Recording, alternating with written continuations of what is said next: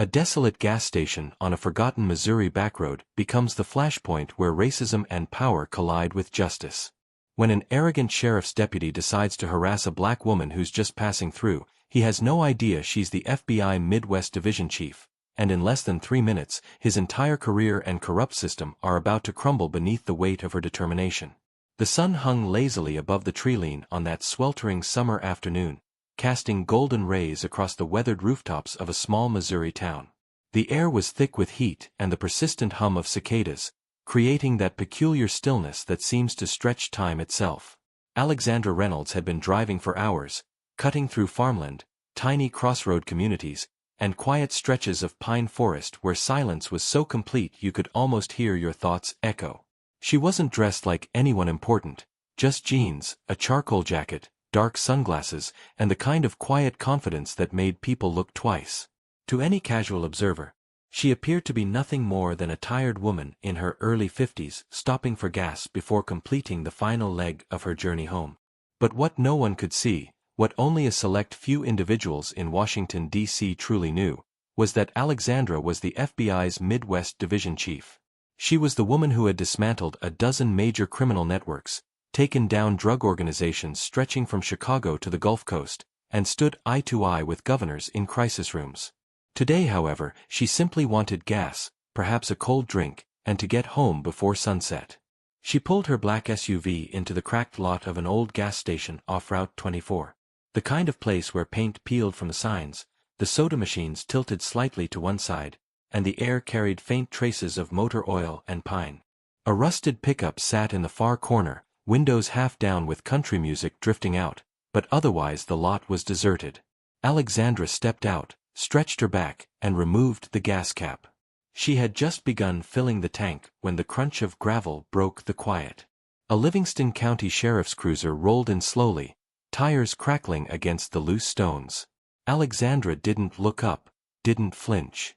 She recognized that sound, had heard it in every county from Kansas to Kentucky. The door creaked open, and a heavy-set deputy stepped out, tall with thick arms, buzz-cut, and boots that hadn't seen polish since winter. Deputy Trevor Malone. Let's pause right here, because if you've lived long enough, you already recognize this story. Not this exact one perhaps, but one that rhymes with it: a white cop, a black woman, a dusty road, and a power trip.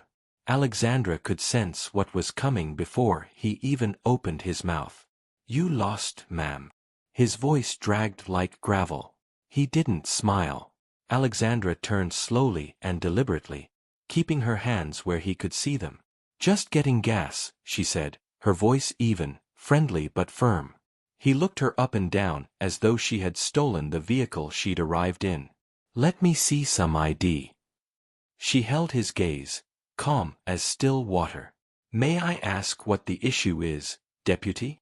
"The issue," he said, stepping closer, "is that I don't recognize your license plate, and folks driving fancy black SUVs don't usually stop at this gas station." Alexandra remained motionless. She reached slowly into her jacket pocket and pulled out her driver's license. Not her badge, not yet. "Here you go." He snatched it from her hand as if it offended him, read it aloud like an accusation. "Alexandra Reynolds, huh?" Then he narrowed his eyes. "What are you really doing in Livingston?" The way he said her name, it was like a curse, like it didn't belong on his tongue, like she didn't belong in this town. Alexandra didn't flinch. "Like I said, getting gas. Is there something else you need?" That was the moment, the line in the sand. You could feel the tension hanging between them, thick and electric. Malone stepped even closer, his chest puffed out, his badge nearly touching her. "You got an attitude, Ms. Reynolds. I don't like that." And just like that, without warning, he shoved her hard, right shoulder to the chest, knocking her back against the SUV. "Hey!" Alexandra caught herself on the edge of the door, her voice sharp. "That is not necessary." But he wasn't finished.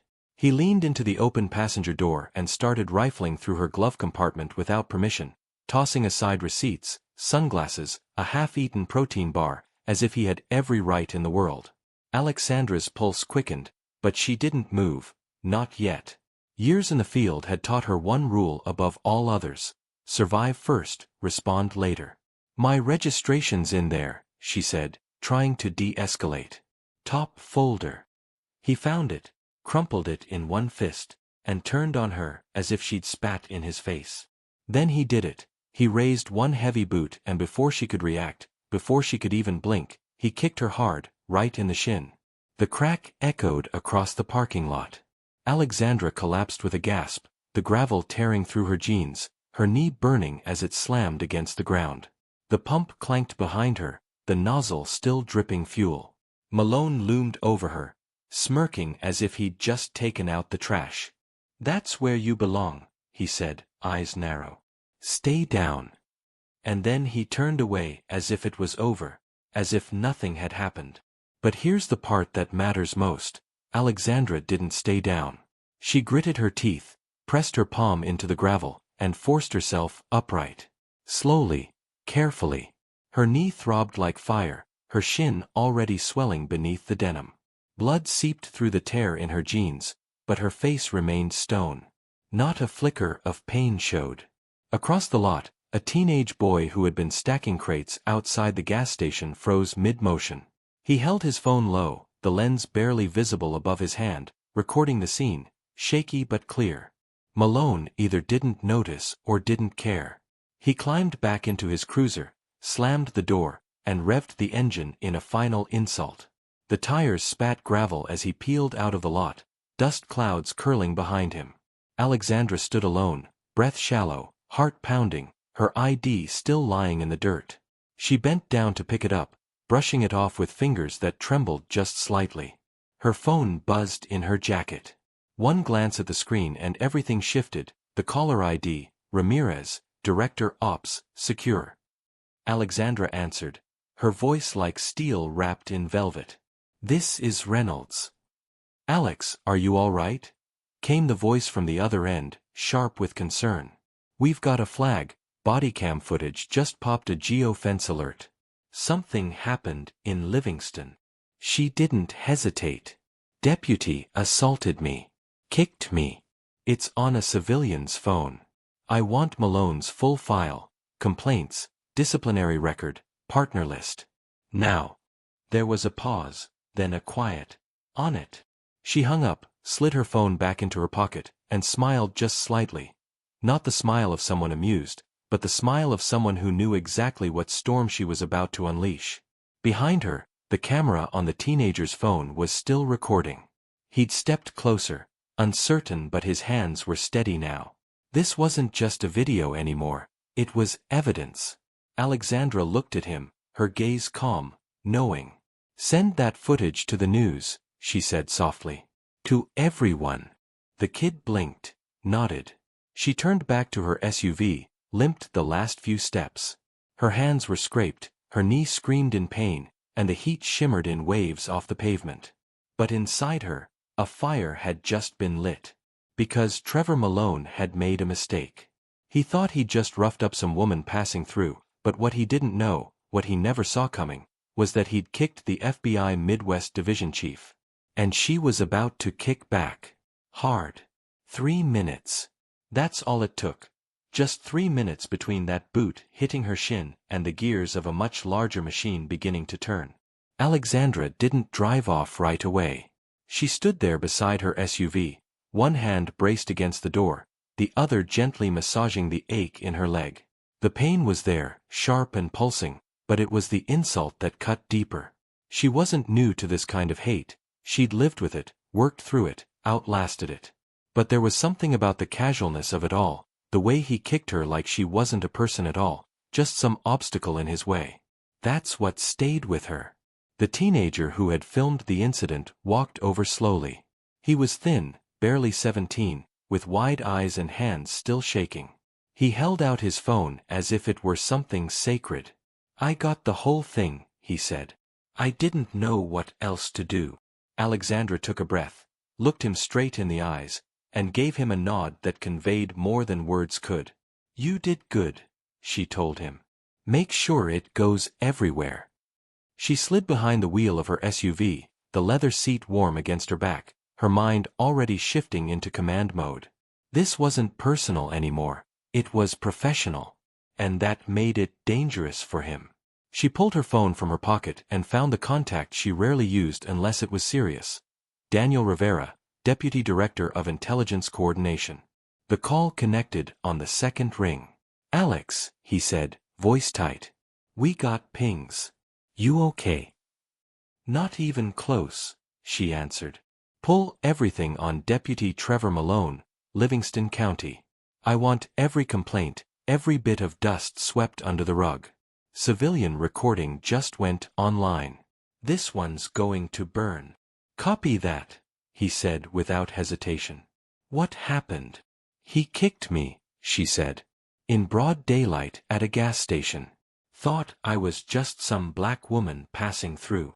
There was silence on the line for a beat, then Daniel responded, low and calm, "He's done." Alexandra hung up. No need for more. Outside the SUV, the teenager was already uploading the video. The footage would be bouncing across the internet in seconds. Her face, his boot, that look on his face, so sure, so smug. It would all be out there, and by the time it hit Twitter, it wouldn't matter who she was. But soon, they'd know. She reached down to rub her knee, then unzipped the small side pouch of her bag. Inside was her badge, FBI Chief, Midwest Division.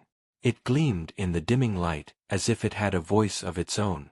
She hadn't flashed it earlier, not because she was hiding, but because she wanted to see exactly how far that man would go, how deep his prejudice would carry him. And now she knew. The tank beeped, signaling it was full. She replaced the nozzle, twisted the gas cap shut, and paused. A breeze swept through the lot, stirring dust and the smell of gasoline. In the distance, she heard a siren. Faint but growing louder. Not for her, not yet. But soon they'd come looking, not because she called them, but because the internet would demand it. She pulled onto the highway, slow and methodical, the SUV rolling smoothly over the gravel. The ache in her knee spread as she pressed the gas pedal, but she welcomed it. It grounded her. 20 miles down the road, she pulled into a quiet diner with peeling red paint and a buzzing neon sign that read, "Open, though barely." She needed a moment, not to rest, but to plan. Inside, the lights flickered over worn booths and old linoleum floors. A waitress behind the counter gave her a once-over, noticed the limp, and said, "Nothing good." Alexandra didn't want pity. She wanted coffee and 10 minutes of silence. She sat in the far booth, back to the wall, eyes on the entrance. The waitress brought her a chipped mug and a slice of pie without asking. "You look like you've had a day," she said kindly. Alexandra managed a thin smile. "Something like that." When the waitress walked away, Alexandra pulled out her phone again. This time she wasn't calling an agent or director. She pulled up her secure files, typed in the words, "Case initiation, Deputy Trevor Malone, civil rights violation, assault on federal officer." She hit save. That was the first nail in his coffin. He just didn't know it yet.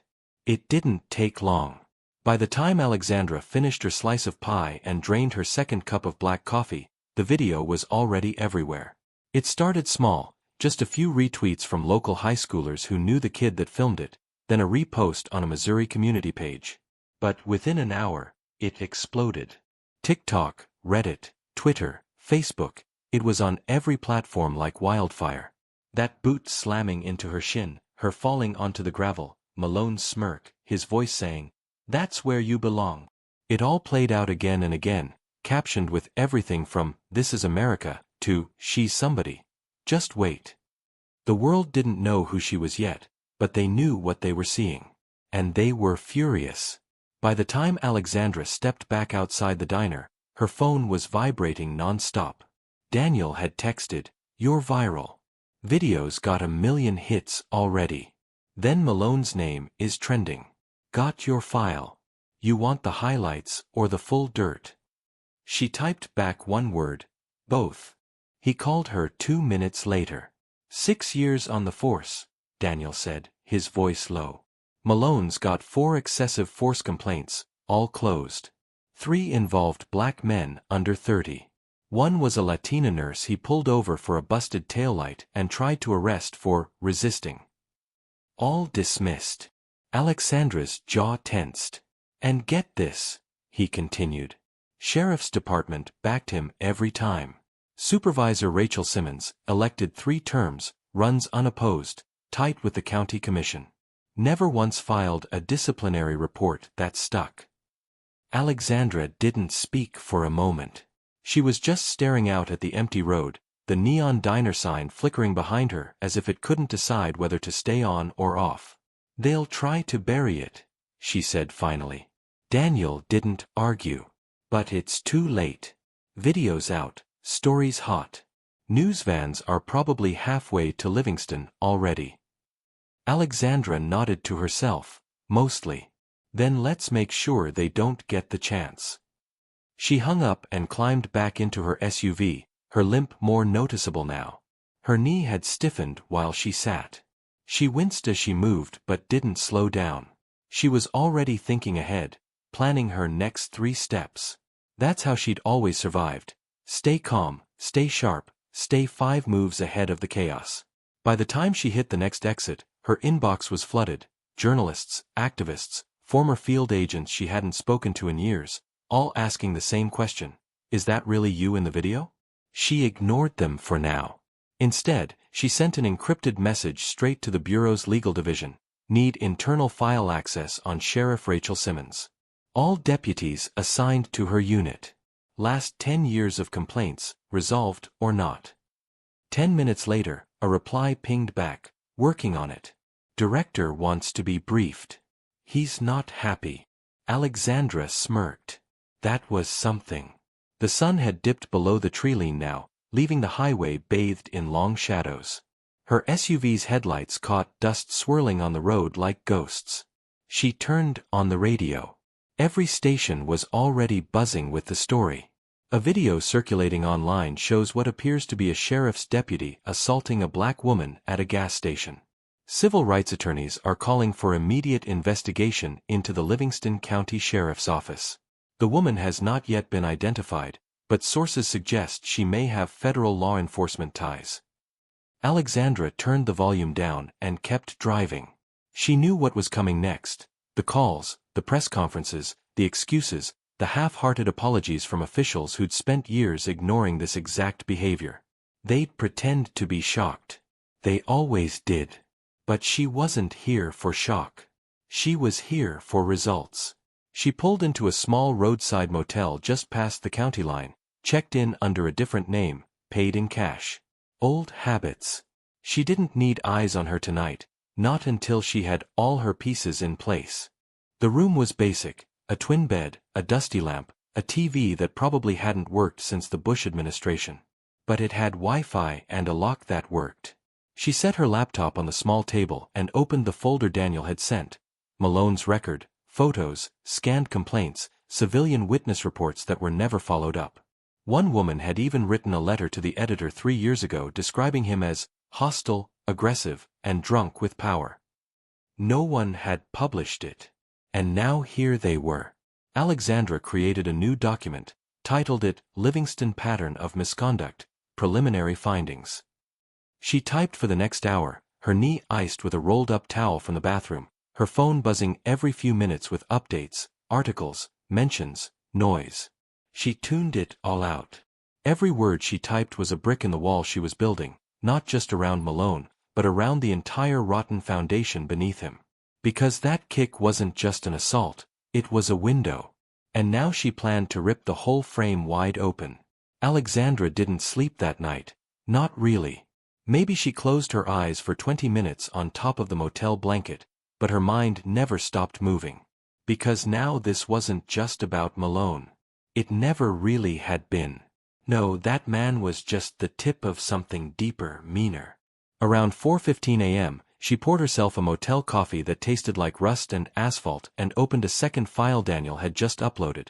Sheriff Rachel Simmons, 47 years old, former state trooper, elected sheriff at 39, ran 3 terms unopposed. And just like Malone, her record was suspiciously clean. Too clean. Alexandra leaned in, reading between the lines. Simmons had signed off on every one of Malone's misconduct dismissals. In fact, her signature was on more than just his. There were at least 11 other officers under her command with excessive force complaints, most of them dismissed quietly within a week or two. Not a single one resulted in internal discipline. Not one. That was the pattern, not rogue behavior, not a few bad apples. This was a system, a deliberate one. Alexandra opened another tab and started cross-referencing cases by date. Each time someone filed a complaint against a Livingston County deputy, the same names kept appearing. One internal affairs officer who found no wrongdoing, a clerk who misplaced body cam footage, and a judge who'd thrown out 3 civil suits on technicalities. All of them, Alexandra noted, were linked politically or financially to Simmons' office. It wasn't just broken. It was rigged. She sat back and exhaled. Her legs still throbbed, her hands were tight around the coffee mug. She felt the pressure building in her chest, not from pain, but from clarity, the kind that hits you when you realize the problem isn't a single man, it's the soil he was planted in. Outside, the sky was turning soft gray. Another day beginning, but this one would be different. Alexandra got dressed, clean jeans, a black tee under her jacket. She pulled her hair back and clipped the badge inside her waistband, out of sight for now. Then she made the call. Daniel picked up on the first ring. "You're early. I'm pissed," she said flatly. "And I've got a job for you." "Hit me. I need you to find out who's funding Simmons's re-election. Any PACs, real estate connections, out-of-town donations. I want the whole tree, not just the branches." "I'm on it." She paused. "And Daniel?" "Yeah. I want to know if she's dirty or if she's the architect." That landed heavy on the line. He understood. Alexandra checked out of the motel by 6.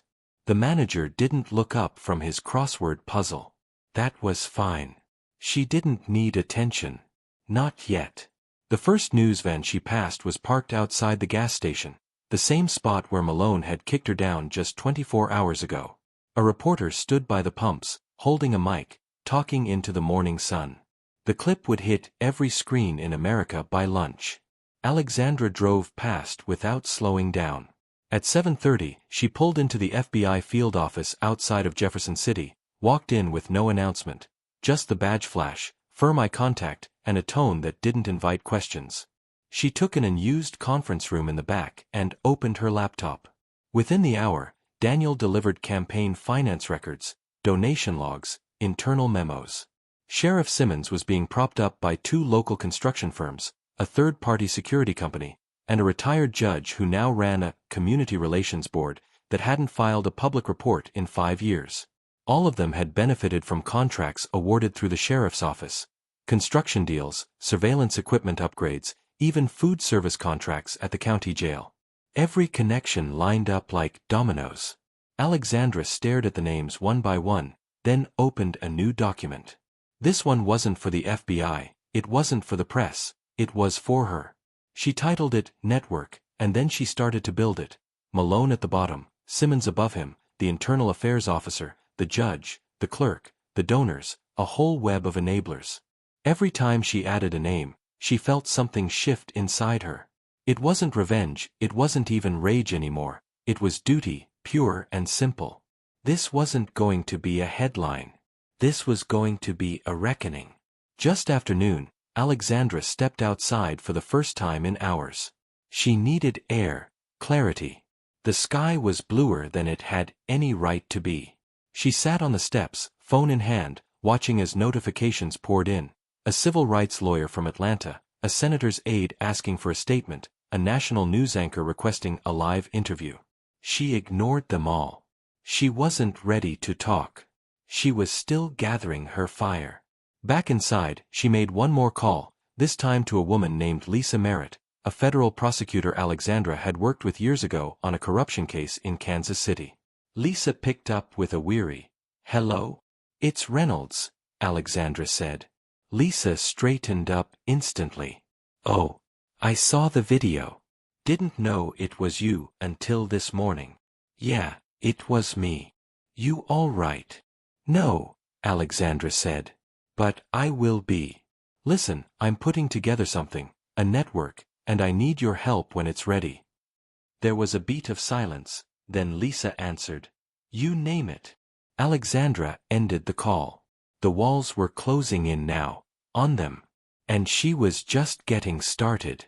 By the time Alexandra walked into Livingston County's courthouse the next morning, the world had already caught up to her story. The video had gone national. CNN, MSNBC, even Fox News were running it on loops. An image burned into America's eyes, a sheriff's deputy, boot raised, slamming it into the leg of a black woman at a gas station, her falling, his smirk. That 1 second of violence had become the spark that set everything off. But now the world would finally see the rest of it. Alexandra didn't come with an entourage, no lawyers, no security detail, just her. But she walked like she was 10 feet tall. Her knees still throbbed with every step, wrapped tight under her slacks, but she didn't limp today. Not here, not now, not when eyes were watching from every angle. She wore her badge openly on her belt this time. The courthouse steps were packed, journalists, locals, activists, and cameras. So many cameras. A makeshift podium had been placed near the front, microphones from every major outlet poking toward it. Like spears. A crowd buzzed behind the ropes, signs waving in the hot Missouri air, justice for Alexandra, fire Malone, break the system. Alexandra stopped just before the podium, took a breath, then stepped forward. The noise quieted almost instantly. She looked out across the crowd, her face calm but sharp, like a blade that had been waiting in its sheath too long. My name is Alexandra Reynolds, she began, voice steady, every word measured, clear. I am the FBI chief for the Midwest Division. I have served this country for 26 years. I have worked alongside federal agents, local police, and international task forces. I have taken down drug cartels, dismantled trafficking rings, and exposed corruption in courtrooms and state houses. She paused, not for drama, but to let the weight settle. Yesterday, she continued, I was assaulted in broad daylight on American soil by a uniformed officer who didn't ask questions, didn't check facts, didn't care who I was, only what I looked like. There was a stir in the crowd, a murmur of reaction. I didn't tell him who I was because I wanted to see how far he'd go. And he went all the way. He shoved me, he kicked me, and then he walked away like it was nothing. Alexandra's voice stayed level, but the fire behind her eyes began to glow. I'm not here today to just talk about one man, she said. I'm here to talk about the system that trained him to believe that was acceptable. The system that protected him after 4 previous complaints. The system that let his supervisor dismiss them without consequence. That's not law enforcement, that's complicity. Camera shutters clicked like raindrops. A reporter from Atlanta leaned forward. Someone from the crowd shouted, "Tell it." Alexandra nodded once, firmly. I filed a formal complaint with the Department of Justice, she announced. I've submitted evidence of a pattern of civil rights violations inside the Livingston County Sheriff's Office. And I've initiated a federal probe into Sheriff Rachel Simmons, her leadership, her contracts, her finances, and her command staff. Gasps. Audible ones. A ripple moved through the press line. Simmons's name hadn't been officially connected until now. Alexandra didn't flinch. We're not looking at a bad apple, she said. We're looking at a spoiled orchard. The crowd erupted, cheers, shouts, applause. Alexandra waited, let it rise, let it carry. Then, when it started to fade, she spoke again. This is not just about me. This is about every person who got stopped because they looked out of place. Every kid who was searched for wearing the wrong hoodie. Every mother who filed a complaint. That vanished. Every man who got roughed up and then told to be grateful it wasn't worse. She scanned the crowd, found faces she didn't know and still felt connected to every one of them. This isn't about politics, she said. It's about justice. It's about truth. It's about fixing what we've allowed to rot for far too long. And then, finally, her voice dropped just a little. I didn't ask for the spotlight. I didn't expect this fight. But I'm not backing down from it. The applause came again, louder this time. Behind the cameras, someone from the sheriff's department stood stiff, watching. Alexandra noticed him, made eye contact, held it for a second longer than polite. Then she stepped back from the podium. A dozen reporters shouted questions at once. Chief Reynolds, is it true you've been threatened? Is Deputy Malone still on duty? Do you believe the sheriff should resign? She didn't answer any of them. She turned and walked back down the steps, her shoulders squared, her stride firm. The crowd parted around her like a tide. Daniel met her by the SUV. He handed her a bottle of water and said, "That was one hell of a speech." Alexandra exhaled, a rare smile tugging at her mouth. "Now they know." "Yeah," he replied. "But so does Simmons. I'm counting on it." He opened the passenger door for her, but she paused before getting in, looked back at the courthouse, the building, the crowd, the state of it all. "This isn't just a spark anymore," she said. "It's a fuse." She climbed in, and the fire followed. They didn't wait long to strike back. That night, just after 10 p.m., Alexandra was finishing a call with a DOJ contact in D.C. when the motel lights outside her window flickered. A sound like footsteps crunched against gravel. She paused mid-sentence, senses sharpening. The call ended, and the quiet that followed felt too still, too intentional. She stood, moved to the window slowly, peered through the blinds, and her heart dropped. Her SUV was on fire. Flames curled up from the hood, licking the windshield, eating through the engine block like it was paper. She grabbed her phone, dialed Daniel, and rushed outside barefoot, the heat already radiating across the lot. By the time she got there, the fire was roaring. Someone had thrown a glass bottle, gasoline, cloth wick, the whole thing, right through the front grille. A Molotov cocktail. Classic. The smoke clawed at her throat, her eyes watered, and right there by the curb, under the street lamp, she saw it. A scrap of cardboard wedged under the windshield wiper of a nearby parked car. 3 words, thick black marker, "Stay in your lane." She didn't need to guess. This was a warning. But the thing about warning shots, they only work on people who plan to run. Daniel arrived 5 minutes later, tires screeching into the lot, a fire extinguisher already in hand. He sprayed until the flames hissed and died, foam pooling across the pavement. Then he turned, chest heaving, and looked Alexandra straight in the eyes. "They're scared." She nodded once. "Good." The next morning, Alexandra filed a federal intimidation complaint. That same day, body cam footage from the day of the assault finally surfaced, released by a whistleblower inside the sheriff's office. It confirmed what everyone had seen in the cell phone video, and more, audio of Malone mocking her as she struggled to stand, the racial slurs, the laughter. Now there was no spinning it. Still, Simmons tried. She issued a statement through the department's Facebook page, some empty PR release about deep concern and awaiting investigation results. She didn't mention Alexandra by name, didn't mention Malone, just vague words and deflection. Alexandra didn't respond. She didn't need to because by noon, protests had already broken out across 3 cities, Columbia, Jefferson City, and Springfield. People were done waiting. They were marching, holding signs, chanting her name, calling for resignations, demanding indictments. That night, Daniel called with another update, this one worse. "They're digging, Alex. Deep. Word is, someone in D.C. leaked that you're under internal review." "For what?" "Alleged breach of protocol. Anonymous tipster claims you incited the protests on purpose, that you weaponized your position for personal revenge." Alexandra laughed once, cold and dry. "Let me guess, same anonymous tip that said I staged the video?" "Probably." "Good.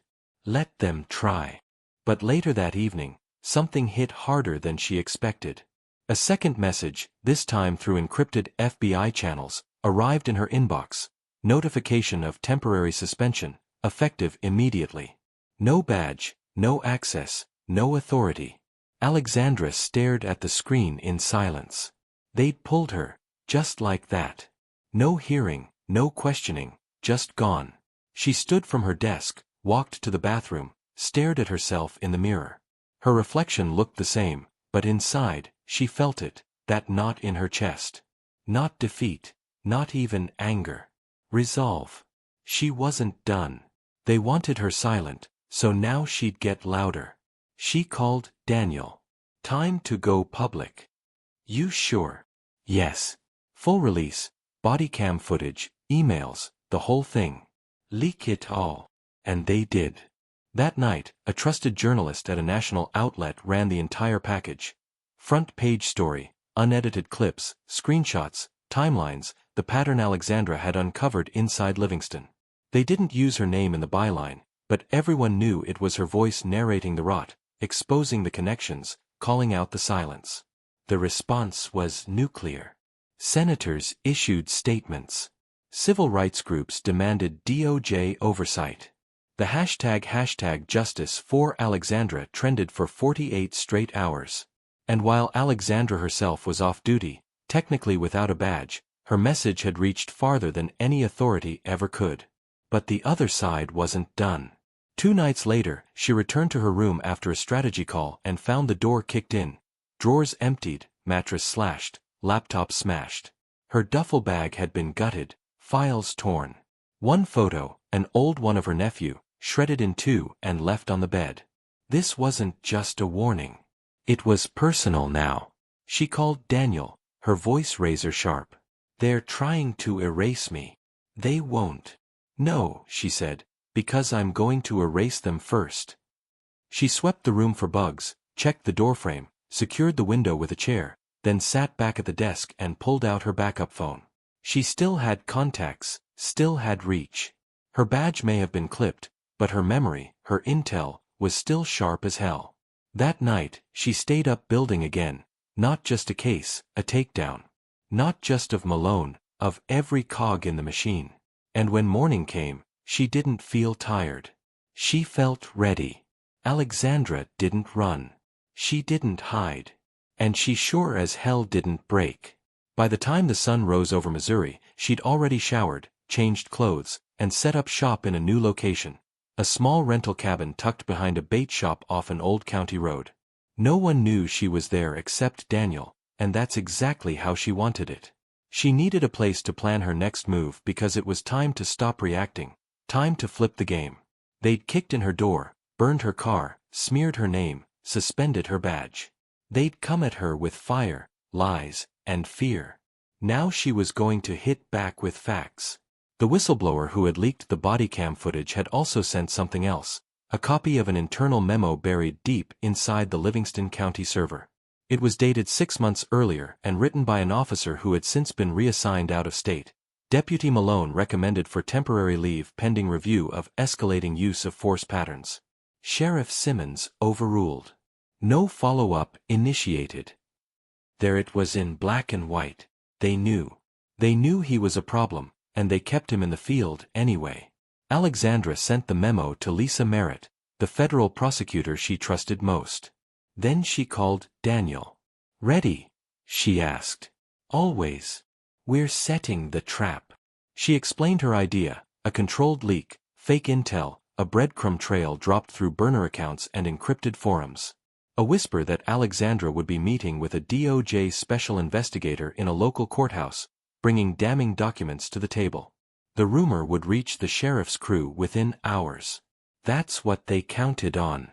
They'll bite, Daniel said. They're paranoid and desperate. Alexandra agreed. We let them come to us this time. By noon, the trap was set, the bait, a laptop bag filled with dummy files and blank drives, realistic enough to tempt, useless if stolen. They chose the old courthouse in a satellite town just west of Livingston.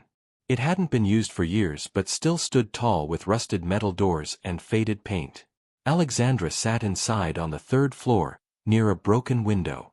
Daniel was stationed across the street, watching through binoculars from a parked truck. At 4:37 p.m., the first vehicle rolled in, a black SUV, no plates. Then, another. 3 men stepped out, 2 in plain clothes, one with a radio clipped to his belt. Sheriff's boys. Off duty. Armed. They didn't knock, they kicked the side door in. Alexandra didn't move. She just hit record. Hidden cameras she and Daniel had planted earlier that day captured everything. The threats, the search, the man rifling through the decoy bag, the slur muttered under his breath when he saw Alexandra standing at the end of the hallway, calm as ever. "You think this is going to scare me?" she said, her voice low, steady. He stepped forward like he meant to prove something. That's when Daniel made the call. Within 90 seconds, 2 federal agents entered through the front entrance, badges drawn, body armor visible. "FBI!" one of them barked. "Hands where we can see them." The intruders froze, caught red-handed. Alexandra stepped forward now, her recording device still rolling. "You brought the fight to my door," she said. "Now you're going to answer for it." The agents cuffed all 3 men on the spot. Daniel walked in behind them, nodding once to Alexandra. "Worked like a charm." "Of course it did," she replied. "They think they're hunting. They never realize they've been prey since Tuesday." The footage was packaged and sent immediately to the Bureau's Office of Internal Affairs, but Alexandra wasn't done. She uploaded a 30-second clip to her private cloud and then shared it with the same journalist who broke the first story.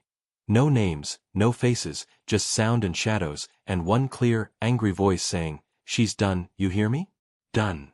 The clip exploded, and suddenly the narrative shifted again.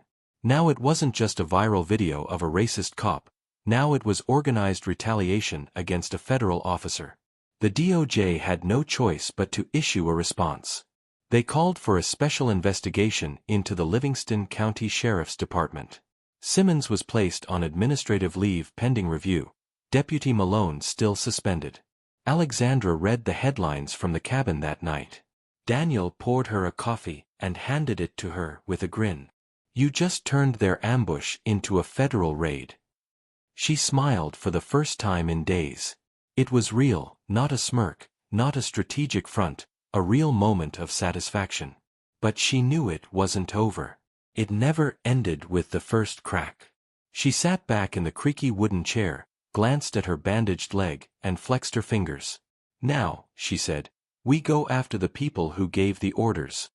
She opened her laptop again, started building a new file. Title: Chain of Command. Because if Simmons wasn't the top of this pyramid, someone was. And Alexandra was going to climb that chain one rung at a time until she found the hand that lit the match. And when she did, she'd burn it down. The next few days moved like thunder rolling through the hills, quiet at first, but you could feel it building. Alexandra didn't stop. Every hour was another move on the board, another name connected, another file unearthed. She'd started to map the full hierarchy of the machine she was fighting, and what she saw chilled her, because Simmons wasn't acting alone. She never had been.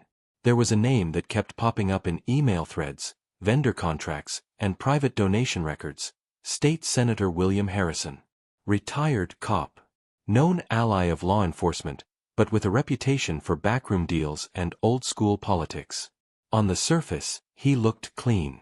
But Alexandra had been in the game too long to be fooled by clean suits and patriotic slogans. Harrison wasn't just supporting the system, he was bankrolling it. He'd funneled campaign money into the sheriff's department, backed Simmons's re-election bids, and, according to a flagged security clearance form Daniel found, he'd once lobbied for Malone to be fast-tracked through tactical training. And when Alexandra dug deeper, she found the final thread that made everything snap into focus. Harrison sat on the State Oversight Committee, the very committee responsible for reviewing misconduct cases against sheriffs and local law enforcement. He'd built a fence and put himself in charge of the gate. Alexandra didn't hesitate. She called Lisa. "We've got our architect," she said. Lisa's voice on the other end was taut. "You ready to pull the roof down?" "More than ready." Together, they drafted a sealed affidavit requesting a federal audit of all law enforcement funding passed through Harrison's office over the last 6 years. And then, quietly, Alexandra passed the file to a trusted investigative journalist out of St. Louis, the kind of reporter who didn't blink at threats and never ran stories without receipts. The article dropped 48 hours later. Its headline was blunt: State senator linked to sheriff abuse cover-up. FBI sources confirm investigation underway. The story blew the doors off everything. News crews flooded Jefferson City. Harrison canceled his town hall appearance. Simmons's lawyer went silent. Meanwhile, Alexandra's name was now synonymous with federal courage. Some called her reckless, others called her a hero, but no one called her invisible anymore. Still, the price of fire is heat, and Alexandra was burning. Her suspension hadn't been lifted. The Bureau stayed quiet even as the case exploded. The official line was, "No comment." But she wasn't naive. She knew factions within the agency didn't want the spotlight. They wanted this to fade quietly, like so many stories before. But Alexandra Reynolds had no intention of fading. So she set the next piece in motion. With Daniel's help, she tapped into a secondary whistleblower source, this time from inside Harrison's own network, a staffer, nervous, skittish, but tired of being used. He handed over something unexpected, a transcript of a private call, Harrison's voice unmistakable, discussing tightening up leaks and taking care of the FBI problem before the next election cycle. That recording changed everything. Alexandra gave it straight to Lisa, and this time, Lisa didn't blink. An official criminal referral went out within 12 hours. Now it wasn't just a probe, it was a pending indictment. Alexandra was sitting in the cabin when Daniel brought in the printed affidavit. He handed it to her like it was the last puzzle piece. "This puts him on the hook," he said. Alexandra nodded, reading each line slowly. She felt her pulse even out. Her body ached, her legs still stiff, but her mind was razor-sharp. "We're not done," she said. "He's the top of the chain, but he didn't build this alone." Daniel sat down across from her, leaning forward. "There's something else," he said. "An anonymous source dropped this to our inbox." He slid a flash drive across the table. Alexandra plugged it in, and the screen came to life. Surveillance footage, grainy, low light, a backroom in what looked like a warehouse or storage unit. In the frame, Malone, Simmons, and Harrison. No uniforms, no pretense, just strategy. Just power. They weren't talking about justice, they were talking about optics, about shutting her down before it spreads. Alexandra stared at the screen. There it was, the conspiracy. Real, raw, undeniable. They had planned everything, the intimidation, the sabotage, even the media manipulation. It was all there, laid bare. This wasn't about a single kick anymore. It was about how far power will go to protect itself. Alexandra stood up slowly, walked to the window. The sun was setting, bleeding orange over the treetops, and she knew tomorrow everything would break open. She turned back to Daniel. "Leak it all." He raised an eyebrow. "Even the audio?" "All of it." That night, the video hit every major platform. Alexandra didn't narrate this one, she didn't have to. The footage spoke for itself. The public didn't just react, they erupted. The governor called for emergency hearings. The FBI, under pressure from every direction, lifted Alexandra's suspension the next morning. The Bureau's director issued a statement commending those who refused to be silenced in the face of systemic failure. Alexandra barely heard it. She was already packing her bag because the arrest warrants were being signed. Simmons, Malone, Harrison, and whoever else had touched the gears of this machine. By the time she zipped her duffel and slung it over her shoulder, the sky outside was humming with the noise of helicopters, media vans, and sirens. Daniel looked at her, half grinning, fully in awe. "You lit the match," he said. Alexandra pulled on her jacket. "No," she replied. "I was the match." And with that, she stepped into the night. The reckoning had arrived. The sun had barely cleared the tree line when the first warrant was executed. Sheriff Rachel Simmons was pulled from her home at 6:07 a.m., still wearing her robe. No sirens, no cameras, just a quiet knock, the flash of a badge, and the moment everything she'd built came crashing down. Her hands were cuffed in front of her husband. Her neighbors watched from porches in silence. There was no yelling, no denial, just a woman who thought she was untouchable now realizing she wasn't. An hour later, Deputy Trevor Malone was arrested in his driveway. He tried to talk big, puff his chest, claim it was all political, but the federal agents didn't flinch. They didn't need to. They had the footage. They had the memo. They had the pattern. And they had the orders. By mid-morning, Senator Harrison's office had been sealed off by federal marshals. He wasn't there, he'd fled hours earlier, a plane ticket booked for a fishing retreat in Montana. But it didn't matter. They found him 2 states over by sunset, holed up in a lodge under an alias, drinking alone. When they cuffed him, he didn't say a word. Back in Missouri, the courthouse was swarmed. Protesters lined the street. Journalists stood shoulder to shoulder behind barricades. Every news channel in the country had a camera pointed at the courthouse steps. And in the middle of all that noise, Alexandra Reynolds walked out the front doors, badge clipped back to her belt, suit crisp, eyes steady. Her suspension was over. Her silence was done. She didn't speak to the cameras this time, not yet. She just raised one hand, a small, silent signal. The crowd erupted anyway. It wasn't just about her anymore. It hadn't been for a long time. Inside, indictments were being handed out, one for conspiracy to obstruct justice, one for destruction of evidence, one for violation of civil rights under color of law. More would follow as they flipped lower-level deputies. The list of names grew. The system had cracked, and now it was collapsing. Alexandra returned to the field office that afternoon to debrief with Daniel and Lisa. The mood was quiet, not celebratory, focused, determined.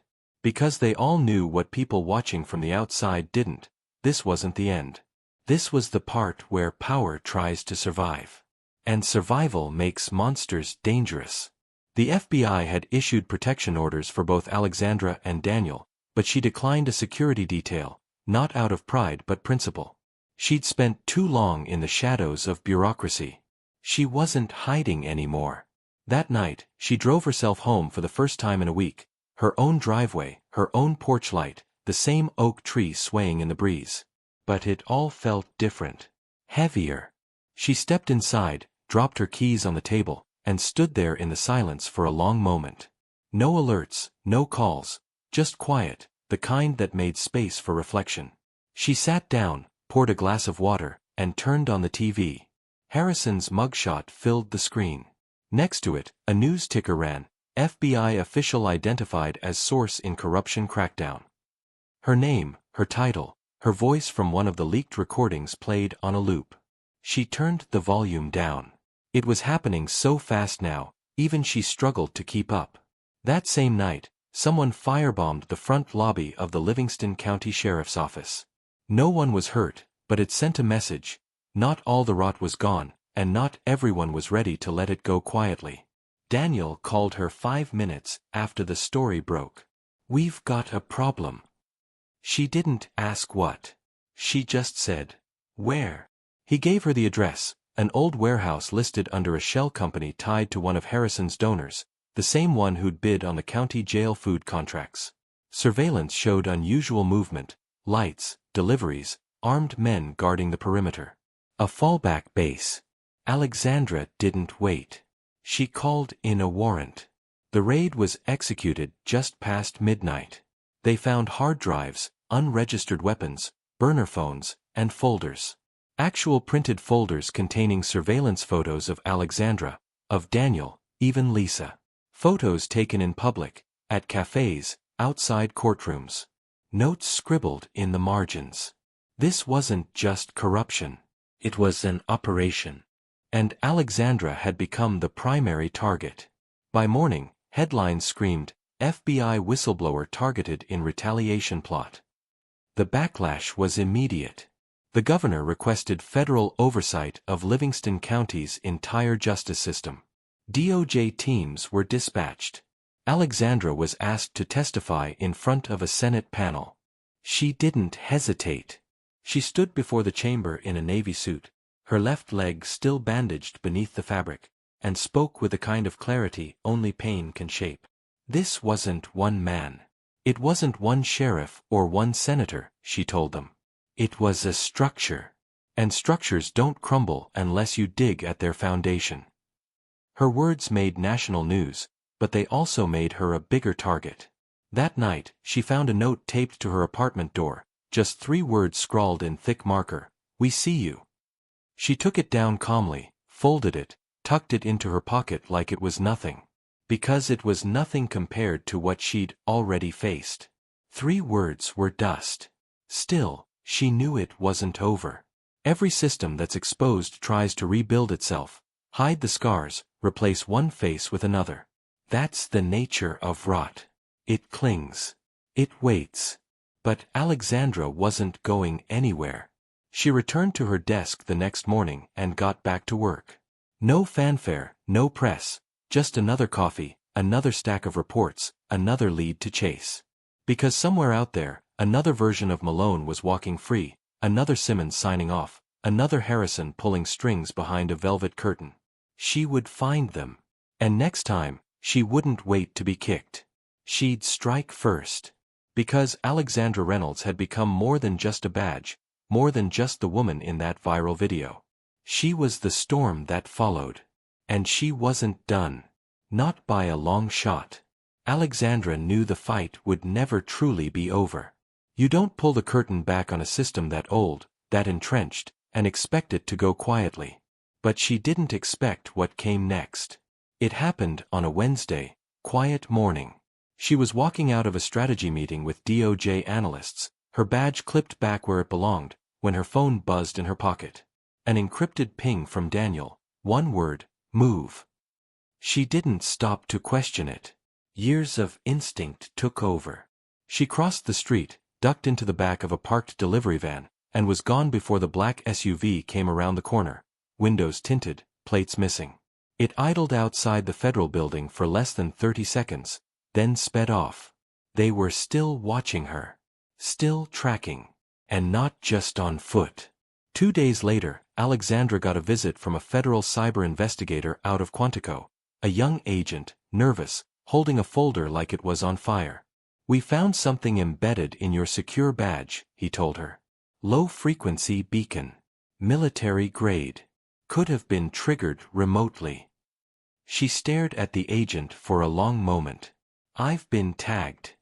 He nodded. "By who?" He didn't have an answer, not one he could say out loud. She dismissed him, thanked him, closed the door behind him, and locked it. Then she turned and stood in the middle of her apartment for a full minute, silent, thinking, processing. They hadn't stopped her. They'd just gone quieter. Alexandra called Daniel. "We go now." "To the cabin." "No. Gulf Shores." The last name on the file. The file in question was one she hadn't shared with anyone, not even Lisa. It had shown up weeks ago, slipped under her motel door in an unmarked envelope. Inside, surveillance photos of Harrison meeting with a man named James Maxwell, private security magnate, former military contractor, operated in the shadows. No official rank, but plenty of unofficial ones. And one more thing, he had ties to her original suspension. He was the one who'd recommended the DOJ cool her down after the protests started. She knew what that meant now. The final hand, the one behind the curtain. They drove through the night. No lights, no chatter, just the sound of the road and the weight of everything behind them. The house was perched on a cliffside overlooking the water, too polished to be old money, too cold to be new. Alexandra approached alone. Daniel stayed back, watching through the scope. She rang the bell once. He answered like he'd been expecting her. James Maxwell, mid-60s, trim beard, smooth voice, wearing the kind of calm only power provides. "You came," he said. "You had me tagged," she replied. He smiled. "Temporary precaution. You were attracting attention. You tried to silence me. I tried to protect a country from eating itself." Alexandra stepped inside. The place smelled like leather and lies. Maxwell poured a drink, but didn't offer her one. "You think you've won, Agent Reynolds," he said. "But you don't understand the game. You made noise. You made enemies. And you exposed a system that was built to withstand more than just a woman with a microphone. She didn't blink. I didn't come to argue. Then why are you here? Alexandra pulled a flash drive from her pocket and placed it on the table. The rest of it, she said. Every file. Every conversation. Your contractors. Your off-books surveillance. If anything happens to me or my team, if I disappear, if I'm discredited, if I'm hit, this goes public. Internationally. Immediately. Maxwell's smile faded. You'd burn it all in a heartbeat. He stared at her, the moment stretching between them like a drawn wire. Then he nodded once. This was never about you, Alexandra, he said quietly. It was about the system holding. She turned to go, paused at the door. That's the difference between us, she said. You serve a system. I serve the truth. Outside, the wind from the Gulf hit her face like a warning. The sea below roared. But she didn't stop. She walked back to the car, climbed in, and said only 2 words. It's done. Daniel didn't ask what that meant. He just started the engine. The next morning, Alexandra submitted her resignation, not in shame, not in retreat. She did it so she could speak without limits. Her final report, published through an independent watchdog agency, sent shockwaves through the country. It documented the entire case, from the kick at the gas station to the arrests, from the surveillance to the sabotage, from the local rot to the federal shadows. She didn't name Maxwell, but she didn't need to. Those who understood the code read every line clearly. Public hearings followed. Laws changed, some for show, some for real. But the thing that mattered most? People were watching now, paying attention. She spoke at colleges, at town halls, at veteran events and civil rights rallies. And every time, she said the same thing. Justice doesn't begin with punishment. It begins with truth. The truth was ugly. But it was finally out. 1 year later, she returned to that gas station. The pumps had been replaced, the gravel repaved. No signs of what had happened, except one. A small bronze plaque by the side of the lot. It read, "Here stood a woman. She didn't fall." Alexandra stood there for a long time. No press, no cameras. Just her and the memory of a boot and the weight of what came after. Then she turned, climbed back into her car, and drove away, not to escape, but toward whatever came next. Because that's the thing about storms. They don't stop, they move. And Alexandra Reynolds? She was already moving forward. Here's something worth remembering, not just from Alexandra's story, but for all of us watching. Justice isn't a moment. It's a movement. And sometimes it begins in the quietest places, a gas station, a dusty road, a woman who refuses to stay down. What Alexandra taught us is simple yet powerful. You don't need to raise your voice to raise the truth. You just have to stand in it, even when the odds are stacked high, even when people in power try to silence you, even when the system says, stay in your lane. That's when it matters most to hold your ground. Because integrity doesn't retire. Courage doesn't age. And truth. Truth has no expiration date. So wherever you are, whatever chapter of life you're in, know this: you're never too old to make a stand. Never too small to make a difference. And never too late to be the reason something changes for the better. Alexandra didn't fall. And neither will you. If this story moved you, hit that like button, subscribe to the channel, and don't forget to turn on the bell so you won't miss the next powerful story. We've got more truth to tell, and we're just getting started.